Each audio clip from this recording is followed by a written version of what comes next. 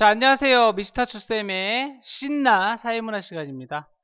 자, 오늘 이번 시간은 관료제와 탈관료제에 대해서 한번 알아보도록 하겠습니다. 자, 오늘도 화이팅 하세요.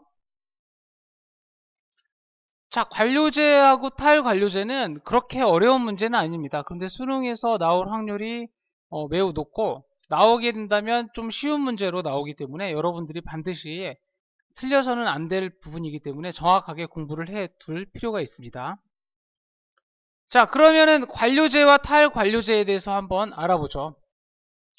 자, 관료제는 뭐냐면, 자, 대규모 조직을 합리적으로 관리할 수 있는 운영 방식이야. 그래서 여러분들 업무하는 그런 조직을 공식 조직이라고 했죠.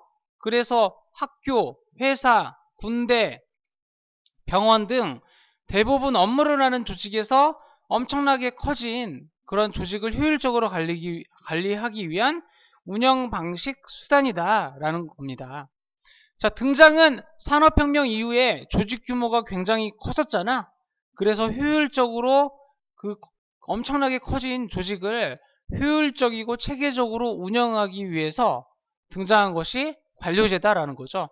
근데 학생들이 굉장히 오해하는 게 있는데, 그 탈관료제는 인간의 개성을 존중하고, 관료제에서는 인간의 개성을 무시하고, 그 다음에 뭐 무사안일주의가 생긴다든지, 그리고 또 인간의 개성을 무시한다, 뭐 그런 부정적인 말을 많이 들어서인지 관료제는 나쁜 거다 라고 오해를 하는데, 나쁜 게 절대 아닙니다. 알겠죠? 관료제나 탈관료제나 다 효율성을 위한 거야. 자, 그래서 관료제는 사장이 있다면 영업부, 격리부, 총무부, 제작부, 기획부가 있고, 이렇게 그 각 부서는 이렇게 피라미드 형식으로 되어 있다는 거죠. 자, 그래서 부장, 밑에 차장, 그 다음에 과장, 대리, 일반 사원, 이렇게 운영되어진다. 피라미드형이다. 그래서 여러분들 이 관료제에서는 의사결정이 어떻게 이루어지냐면, 여기 위에 있는 사람들이 명령을 내리면 이렇게 밑으로 내려가면서 명령이 전달되고, 밑에 있는 사람은 그 명령을 받아서 따르는 거죠.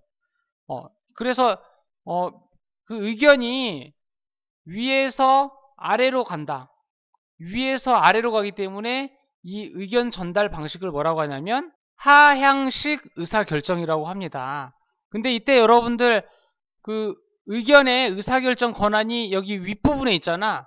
윗대가리들한테 있기 때문에 이걸 뭐라고 하냐면 과두적 의사결정이라고 한다라는 거죠. 과두적 의사결정.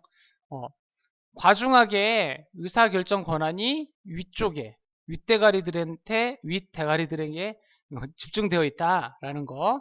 이게서 과두적 의사결정이 이루어지고, 위에 있는 사람들이 밑에 있는 사람에게 명령을 하기 때문에 하향식 의사결정 방식이다 라고 하는 거, 여러분들이 이해를 꼭 하십시오.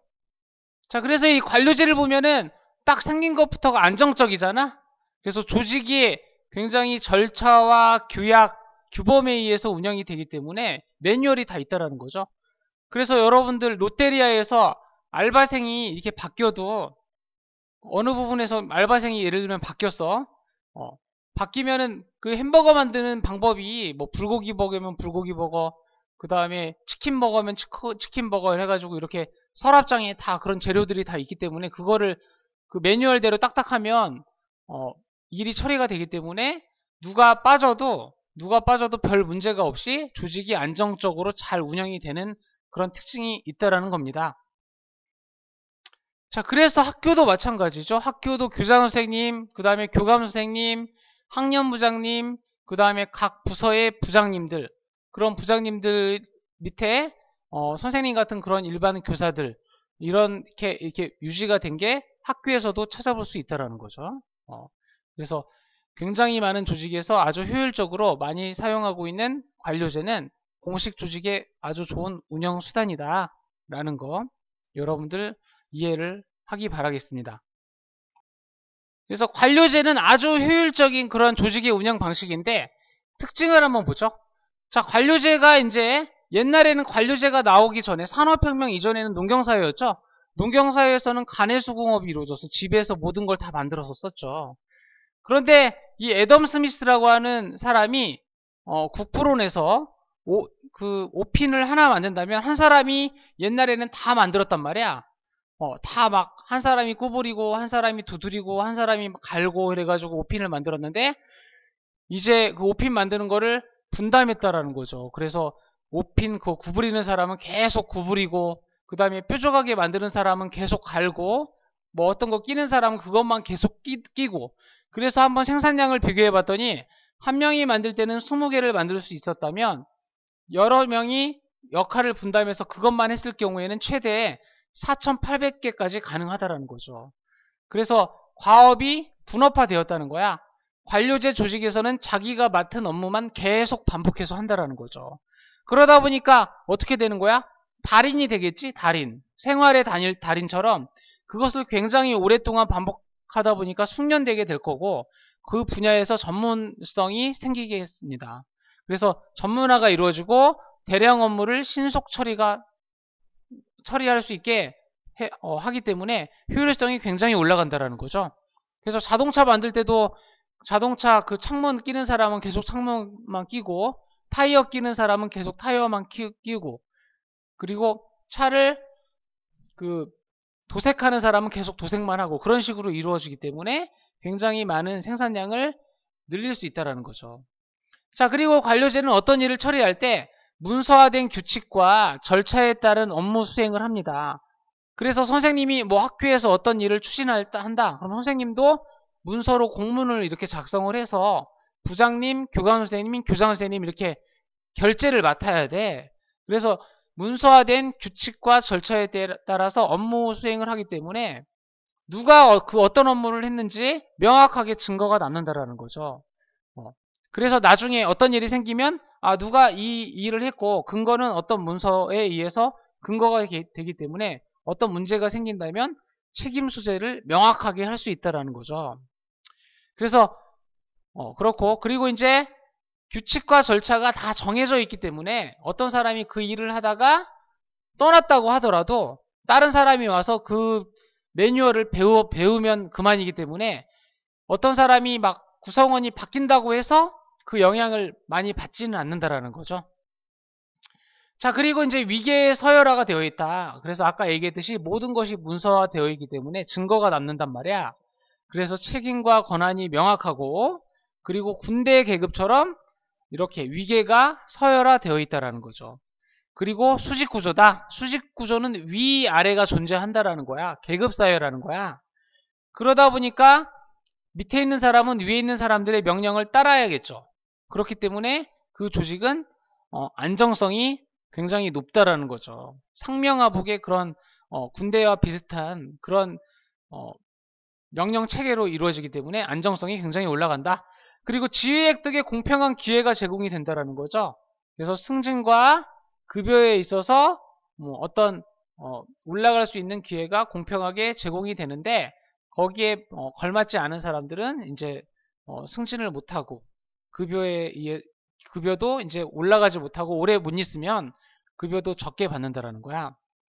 자, 근데 관료제가 능력도 중시해. 물론 능력이 있어야 됩니다. 알겠죠? 능력이 있어야 살아남아야 될 거 아니야? 살아남을 거 아니야? 그리고 이제 그런데 경력이 더 중시됩니다. 그래서 어떤 보상을 줄 때 월급 같은 거, 연봉을 줄 때 관료제 사회에서는 능력도 물론 중요하지만 얼마나 오래 그 일을 했는가 하는 그런 경력을 더 중시한다라는 거죠. 그래서 능력보다는 경력을 더 중시한다. 그래서 이거를 다른 말로 뭐라고 하냐면 연공 서열식 보상이라고 한다라는 거죠. 자, 관료제의 단점에 대해서 한번 알아보겠습니다. 역시 문제가 많이 있겠죠. 단점은 뭐냐면 목적 전치 현상이 일어난다는 거야. 그래서 내 업무만 맡고 그것만 계속 반복해서 하다 보니까 다른 업무에는 별로 신경을 안 쓴다라는 거죠. 다른 사람의 업무는 관심을 안 갖는다. 왜냐하면 내 것만 잘하면 되니까, 그렇죠? 그래야 내가 내 것만 잘해야 나한테 책임이 없을 거 아니야. 그렇기 때문에 타 업무에 대해서 소홀하다 보니까 전체적으로 어떻게 일이 돌아가는지 전체적으로 볼 수가 없고 굉장히 시야가 좁아지고 그러다 보니까 타 업무에 대해서 잘 알지 못하는 그런 단점이 생긴다. 그리고 인간의 기계화가 된다라는 거야. 그래서 인간 소외가 생긴다라는 거죠. 여러분들 찰리 채플린의 모던 타임즈라고 하는 그런 그 영화를 봤습니까? 거기에 찰리 채플린이 매일 나사를 조이는 걸 하는 거야. 계속 나사를 조이다가 나중에는 기계 속에 빨려 들어가서 기계의 부품처럼 계속 나사를 계속 조이는 거죠. 그러다가 집에 가서도 자기 가족의 사람을 보면은 막 코를 막 나사처럼 조이려고 하고, 그런 인간의 기계화 문제가 생긴다라는 거죠. 내가 인간인가? 기계인가? 돈 버는 기계인가? 뭐 이렇게 생각을 할 수 있다라는 거죠. 그래서 인간 소외가 일어날 수 있다라는 거야. 그리고 상명하복이다. 상명하복은 위에 있는 사람들이 명령을 하면 밑에 있는 사람은 무조건 따라야 된다라는 거죠. 그렇기 때문에 굉장히 스트레스를 많이 받고 경직성, 딱딱하고, 위에 있는 사람이 있으면 네 이렇게 따를 수밖에 없고, 그러다 보니까 유연성이 떨어진다. 굉장히 딱딱하고 불편한 그런 상황이 지속이 된다라는 거죠. 그리고 유연성이 왜 떨어지냐면 규칙과 절차가 있다고 그랬잖아. 그 절차와 규칙대로 해야 되기 때문에 융통성 있게 어떤 일을 처리할 그런 유연성이 떨어진다라는 거죠. 융통성이 떨어진다라는 거죠. 그리고 의사결정에 시간이 필요하다. 자, 이 예를 한번 들어보겠습니다. 자, 어떤 사원이, 여기 있는 사원이 영업사원이야. 자동차 파는 영업 판매원 사원이야. 근데 어떤 할아버지께서 오셔가지고 차를, 에쿠스를 한 50대 사가지고 가고 싶대. 근데 할아버지가 많이 사니까 한 대당 50만원씩 깎아달라는 거야. 그러면은 파는 게 맞습니까? 아니면 안 파는 게 맞습니까? 파는 게 맞죠? 그런데 이 영업사원은 말단에 있기 때문에 이 사람이 함부로 정할 수가 없어. 그래서 허락을 맡아야 돼. 문서로 규칙과 절차대로 문서를 올려가지고 위에 있는 사람에게 허락을 맡아야 된다는 거죠. 그래가지고 팔아도 됩니까? 팔아도 됩니까? 그리고 맨 위에 있는 사람한테 또 팔아도 됩니까? 그러니까 팔아도 돼. 팔아도 돼. 팔아도 돼. 이렇게 하기까지 일주일, 열흘이 걸렸다고 쳐. 근데 할아버지는 마음이 변한 거야. 그 사이에. 왜 이렇게 시간이 오래 걸리냐? 그러면서 안 산다. 나 안 살 거야. 이렇게 해버린단 말이죠. 그러면 굉장한 손실이 생기겠죠? 관료제에서는 이런 일들이 많다라는 거야. 여기 있는 사람들의 의사 결정이 여기 있는 사람들에게는 하나도 없기 때문에 위에 있는 사람에게 물어야 하는 그런 상황이 생기기 때문에 유연성이 없어서 이런 낭패를 겪는 경우가 있을 수 있다는 거죠. 위에 있는 사람에게 권한이 집중되어 있는 거, 이걸 뭐라고 한다고? 과두제적 의사결정이다 라는 것이 되겠습니다. 그래서 개인이 항상 정해진 규칙과 절차, 그 매뉴얼에 따라서 일을 그냥 그저 하는 거기 때문에 개성과 창의성이 떨어진다라는 거죠. 그치? 정해진 절차대로 하면은 그거대로만 따라가면 개인이 생각하고 아이디어를 낼 필요가 없잖아. 그렇기 때문에 개성과 창의성이 떨어지고 무사안일주의 현상. 그래서 이걸 뭐라고 하냐면 복지부동이라 한다라는 거야. 그래서 배를 땅에다 깔고 부동, 움직이지 않는 거. 그러면 아무 일도 생기지 않는 거야. 그러면 안 잘릴 거 아니야? 그쵸? 안 잘리고 이제 월급이 올라가고, 그러면 그 월급이 올라가고 자기는 큰일만 뭐 안 생기게 하면 무사안일주의로 넘어가면 자기 월급 많이 받고 오래 있으니까. 그쵸? 경력을 중시하니까. 그래서 이러한 무사안일주의에 그런 단점이 있다라는 거죠. 그래서 이러한 것들을 한마디로 표현하면 관료제는 목적 전치 현상이 일어난다라는 거야. 목적 전치 현상은 뭐야? 어떤 거를 추구하는 어떤 목표가 있는데 너무 절차, 규약 이런 과정에만 얽매이다 보니까 진정으로 추구해야 하고 이루어야 되는 목표를 생각하지 못한다라는 거죠. 예를 들면은 응급 환자가 병원에 와가지고 이제 수술을 받아야 돼. 그런데 그 간호사나 병원 관계자는 보호자의 사인이 필요하다. 수술을 받기 위한 절차를 해야 된다. 그러는 사이에 그 시간 1분 1초가 아까운 그런 시간을 보내고 환자를 죽게 내버려두는 그런 경우가 생길 수 있다는 거죠. 환자를 살리는 게 우선이잖아. 그런데 그 수술을 하기 위한 절차에 얽매여 가지고 일을 그르칠 수 있다는 거죠. 그래서 목표보다 수단을 더 강조하는 그런 이상한 목적 전치 현상이 생길 수 있다는 단점이 있다라는 거죠. 그래서 관료제는 산업화 시대 때는 굉장히 큰 조직을 운영하기에 굉장히 좋은 수단이었어. 그런데 우리가 사는 사회는 어떻습니까? 정보사회죠. 정보사회다 보니까 관료제는 더 이상 우리가 사는 3차 정보사회에는 맞지 않다라는 거야. 그래서 등장 배경을 한번 봅시다. 탈관료제. 관료제에서 벗어난다라는 거죠. 새로운 방식의 운영 방식을 채택한다라는 소리야. 그래서 1차 농경사회 때는 소품종 소량 생산, 관해수공업을 했으니까 굉장히 적은 물건을 적게 만들었죠. 많이 만들 수가 없잖아. 그런데 2차 산업사회에 오면서 소품종 대량 생산, 그러면서 사회 변화가 그렇게 크진 않았어. 그리고 그러다 보니까 단순 반복 업무를 하는 게 소품종 대량 생산에 있어서 중요한 일의 방식이었다라는 거죠. 그러다 보니까 관료제가 딱이었죠.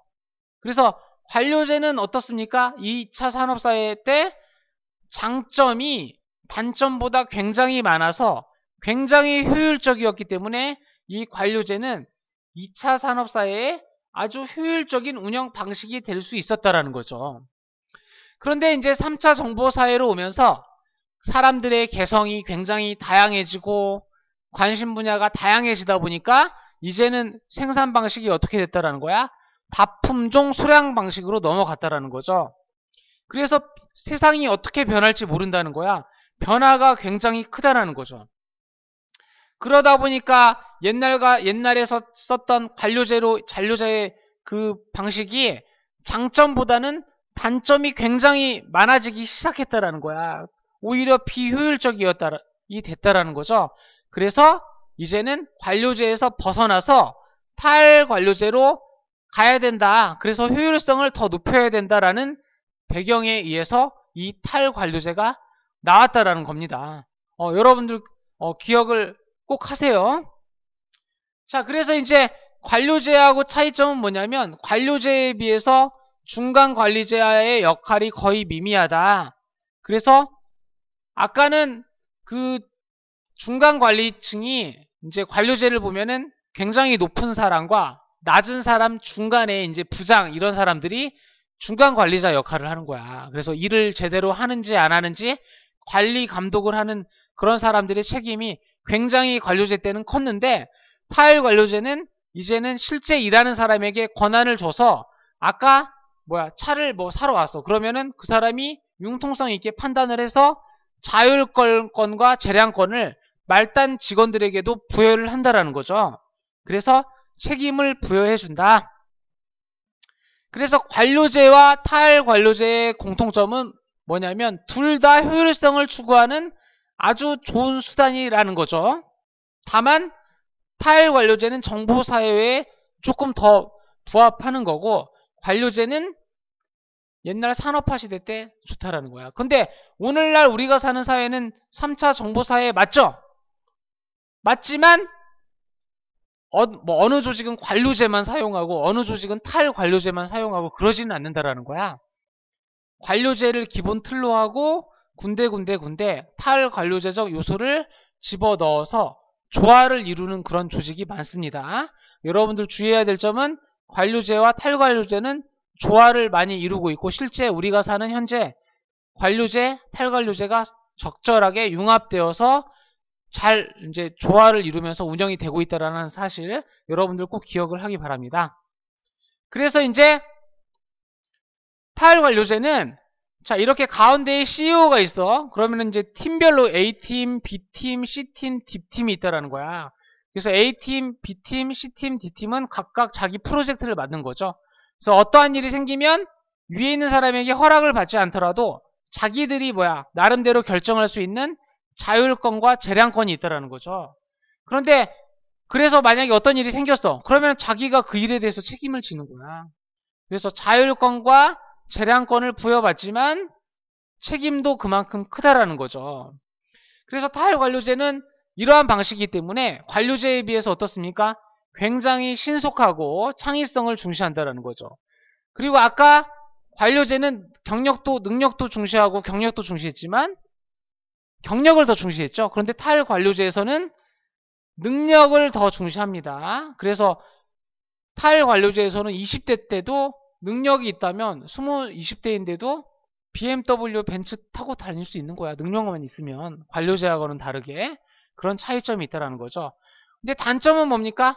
자율권도 있고 재량권도 있고 자유롭긴 하지만 어떤 성과를 못 내면 언제 잘릴지 모른다라는 거죠. 늘 불안하고 그러다 보니까 좀 불안정해. 그리고 어떤 프로젝트가 딱 완성이 되면 해체됐다가 다시 모이고 해체됐다가 다시 모이고 그러니까 늘 변화무쌍해.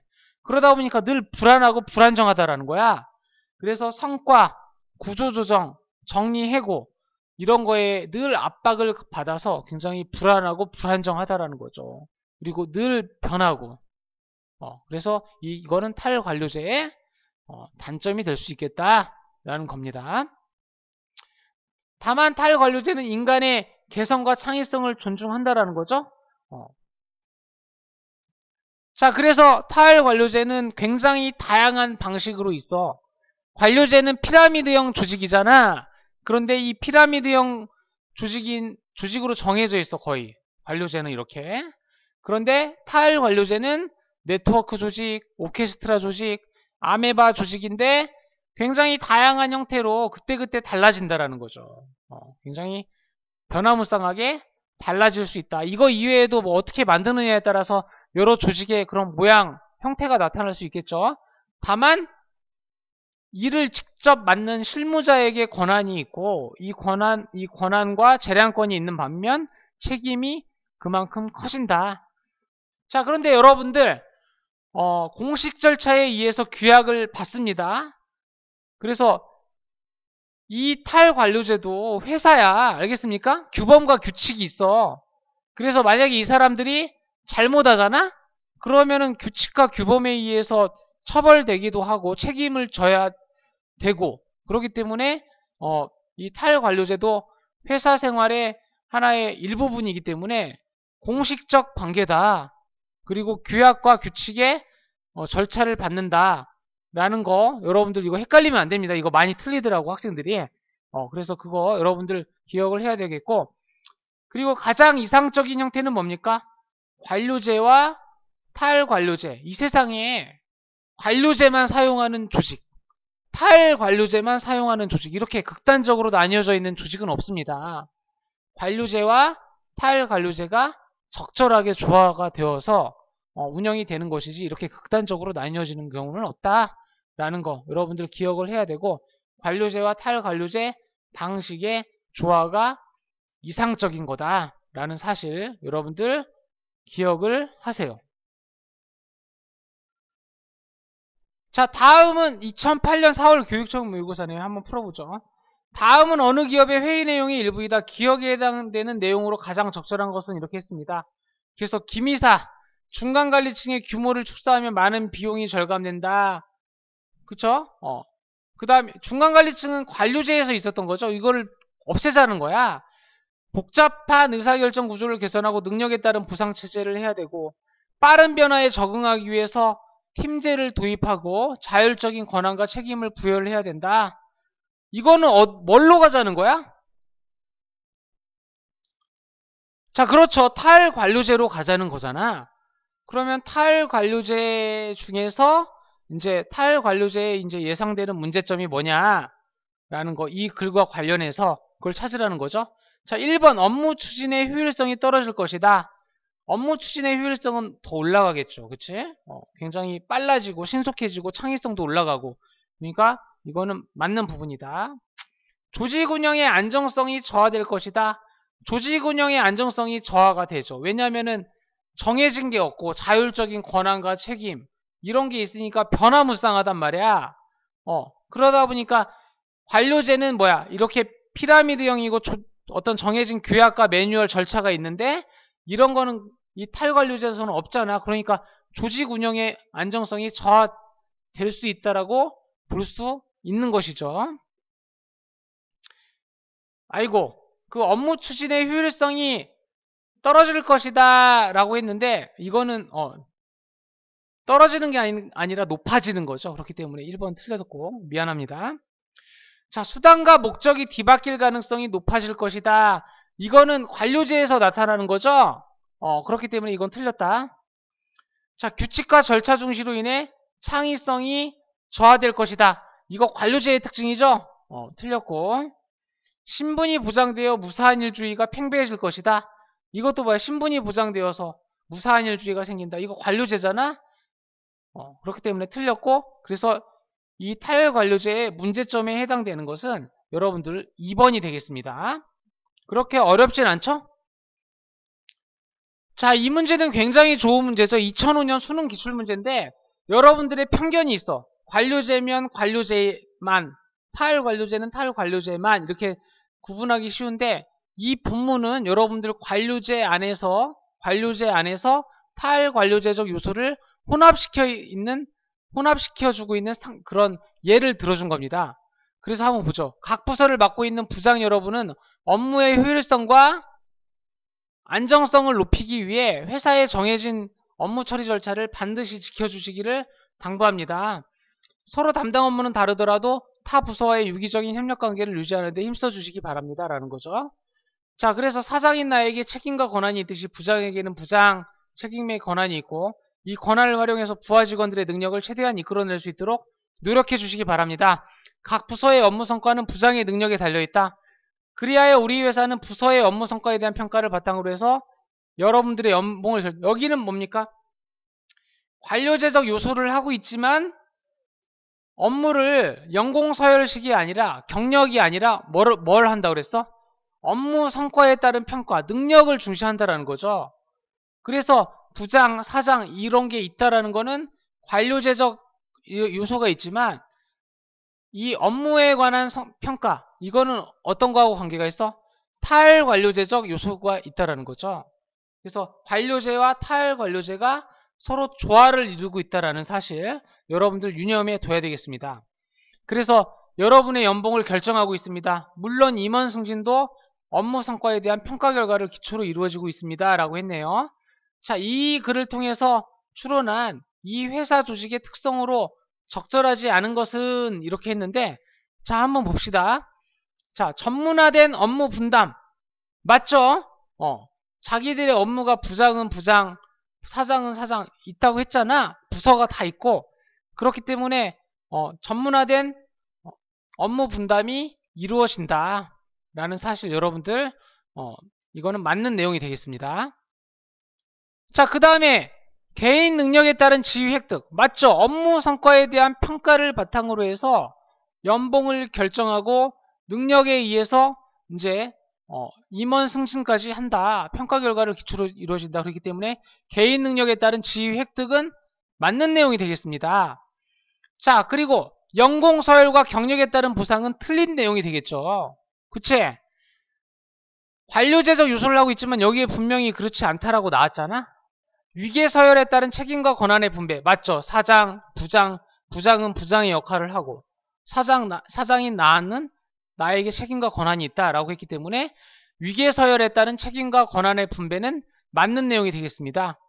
자, 그리고 공식적인 규약과 절차에 따른 업무 처리를 하고 있죠. 기본적으로 관료제의 모습을 하고 있잖아. 그렇기 때문에 이것도 맞는 내용이 되겠습니다. 자, 그래서 여기서 틀린 내용은 자, 정답은 3번이 되겠네요. 자, 여러분들 어떻습니까? 관료제하고 타혈관료제 그렇게 어려운 부분은 아니야. 근데 좀 까다롭게 나온다면 지금 푼 문제처럼 관료제와 타혈관료제를 섞어가지고 학생들이 관료제면 관료제, 타혈관료제면 타혈관료제 이렇게 나누는 그런 고정관념을 한번 시험해보는 듯한 그런 문제가 나오면 약간 까다로워질 수 있는데 여러분들 지금 연습을 해봤기 때문에 여러분들은 꼭 다 맞출 수 있겠죠? 자, 오늘도 너무 고생 많았습니다. 자, 다음 시간에 또 계속 미스터투쌤의 신나는 사회문화는 계속됩니다. 자, 고생 많았습니다. 안녕.